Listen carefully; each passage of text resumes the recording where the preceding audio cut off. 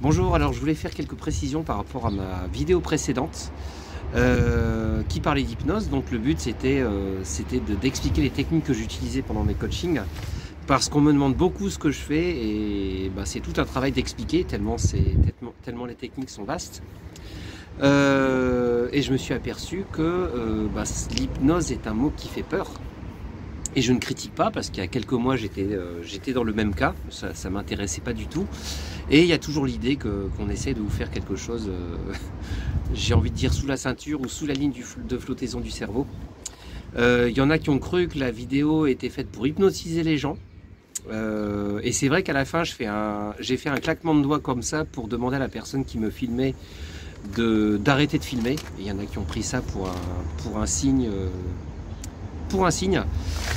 Il y a même des gens qui m'ont dit oui, mais c'est pour ça que tu nous regardes d'une manière spéciale. Alors je sais pas où ils sont allés chercher ça.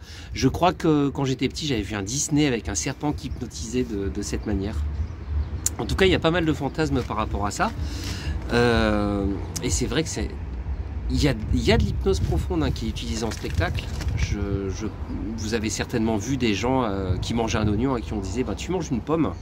Et la personne mangeait l'oignon sans pleurer, sans aucun désagrément. Une fois qu'on l'a réveillée, elle commençait à cracher les morceaux parce qu'elle s'apercevait qu'elle mangeait des oignons. Alors moi, je n'utilise pas de cette manière-là. En fait, on rentre tous en transe hypnotique tout au long de la journée. Et ce sont des moments qui sont intéressants. Je prends un exemple, vous vous baladez dans une ville qui n'est pas la vôtre et vous rencontrez quelqu'un de votre connaissance mais qui n'a rien à faire là. Le premier réflexe, c'est se dire mais qu'est-ce qu'il fait là celui-là? Et vous rentrez en transe parce que votre système nerveux est perturbé, il ne sait pas quoi faire, il n'arrive pas à corréler deux informations. Et du coup il se met en situation d'apprentissage. Et c'est surtout ça qui m'intéresse.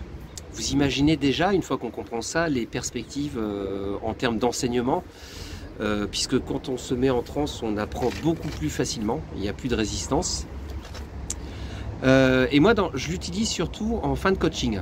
Je prends un exemple, une personne vient me voir parce qu'elle a une phobie de quelque chose. À la fin, elle est enchantée, elle se sent dans un état de béatitude et de paix intense à la fin du coaching. Et la question qui se pose, c'est combien de temps cet état va durer?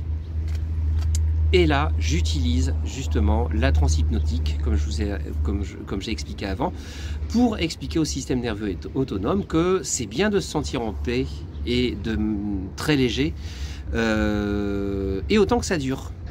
Donc je donne des instructions pour que cet état dure et continue à évoluer dans le temps. Voilà pour les précisions. Je parlerai bientôt d'une autre technique que j'utilise qui s'appelle la PNLA.